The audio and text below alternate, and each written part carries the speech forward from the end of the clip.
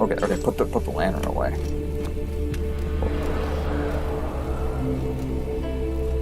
I'm getting the strong suspicion that we must go that direction. Hey there. Oh, you're so cute and cuddly. Ugh, never mind. Just kidding. Oh. Let's just take a second.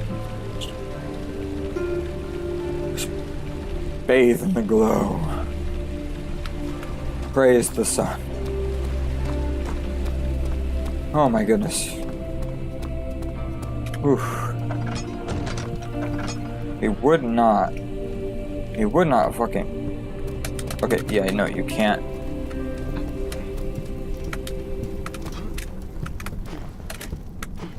How do people make jumps like that? I don't get that. God, I'm gonna suck at platforming in this game. You have an ascending room. Will it take us to the inner sanctum? It will definitely take care of the vertical part of our journey. So, you have ridden an elevator before? Yes, the Colosseum at Regent's Park has one. It takes you to the gallery where you can view the panorama. Good. This ride might be a little longer, and in the other direction. Of course. Why would anyone have an inner sanctum on the roof? Well, holy fucking shit. I'm still like, ugh, from that, like, oh, locked. I always do that. I always press the wrong button. Find the key that unlocks the door leading to the machine room. Alright. Well, maybe we shouldn't go this way. What's up here? Do. A study.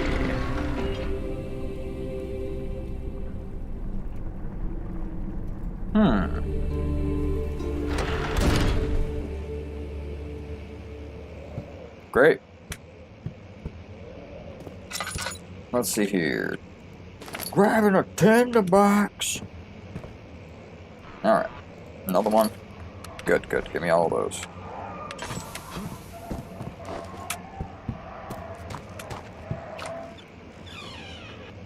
Next to the light. Let's see here. Pop that on.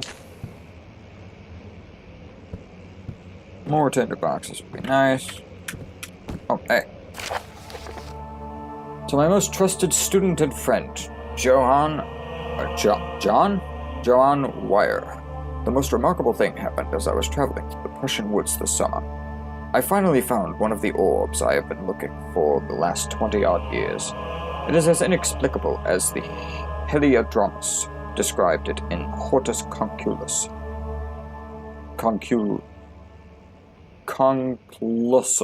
Conclusus. It was as it was told about an underground Mithraic temple crowned with the unearthly artifact. The orb was big enough to fill my cupped hands, and the texture was smooth and jagged, its color washed while rich. Contrast is not enough to describe its nature. It was an impossibility, an artificial paradox captured within stone. I was staying in a nearby village called Altstadt, investigating one of the antiquated trails when I finally found the cavern. I went inside, and suddenly I could verify the truth of these enigmatic artifacts. They were real. As you can understand, this is the most important discovery of my life, but it has also become my greatest fear. As I entered the underground chamber, I could feel that I was trespassing. Because of my curiosity, I did my best to fight these instincts and fetched the orb from its place. I scrambled out of the chamber and into the woods. I could sense something following me. It bayed loudly as it closed in. The beast, the guardian of the orb, was relentless in its pursuit. I made my way to a nearby ravine where I stumbled upon some men fishing in the lake. I tried to warn them as I passed, but fortunately they remained as I continued my escape. When I heard their cry of pain echo through the valley, I felt such a tremendous sense of relief, thinking that I would be spared. Suddenly, a blue shimmering light engulfed me, and the colors of the forest were washed away before my eyes. I kept running through the bleak surroundings, and the trees had turned charcoal black with the leaves of cinder, and ground covered in murky water. I pressed on through drenched land as the glowing ember gave way to a rising wind and rained on me. I could hear pleading screams in the distance, and I joined in as pain and fear overtook me. I fell to the ground, gasping for air.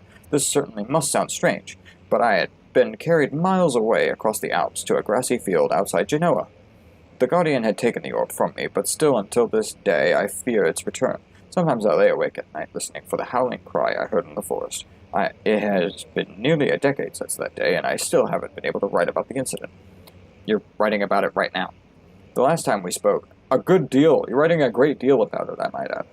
The last time we spoke, you told me about your interest in ongoing research into the mythic orbs, and I realized I owed you the truth about my visit to Oldstadt. Your friend and mentor, Heinrich Cornelius Agrippa. I've been using the wrong accent the whole time. That was a mouthful. That took like half the episode. No, whatever. Moving on. What have you got for me? Painting. Oh, whoa. Hey now. Let's see. Oh, hey, taxidermy. The favorite habit of serial killers and murderers alike. Canis lupus familiaris, 1658, April 12th. After a short study, it is clear that the agitation found among humans can be found in the dog. Fear and pain induce stress, which seems to trigger an endogenous response, causing the animal to burst with energy. I believe the catalyst is produced in the brain. It is difficult to determine exactly where and what it is, but I can sense it. It reeks of cosmic genesis. But there is an inherent problem in harvesting this energy, since the creature is bound to die from the exercise. I must refine this process of torture to enable any real work to be done. More experiments must be performed, but it seems that only human beings are able to produce the amount necessary. It might be their ability to appreciate the severity of the process that ultimately augments their experience of the terror. Well, of course. Because it's not real torture until it's done to human beings.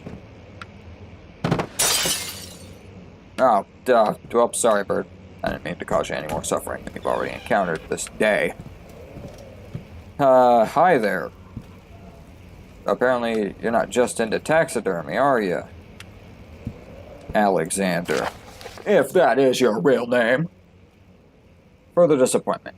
The antiquarian's latest findings yielded nothing. I'm still unable to grasp the inner workings of life and its relation to the power I sense within it. I shall pursue more books on the subject, but I suspect it will be in vain. Since no research has been made in my particular interest, I must attempt to fill the void myself. Clearly humans emanate more of the energy I seek, but I hope animals will suffice, as they would prove less of a hassle to acquire. So he's experimenting with Vitae, is what's happening here.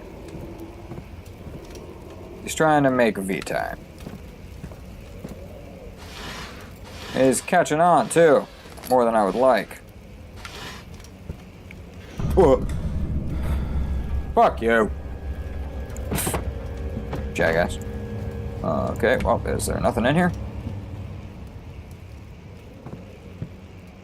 Anything? No? Really? Really? There's nothing. Not even a nibble. Those are weirdly placed boxes there.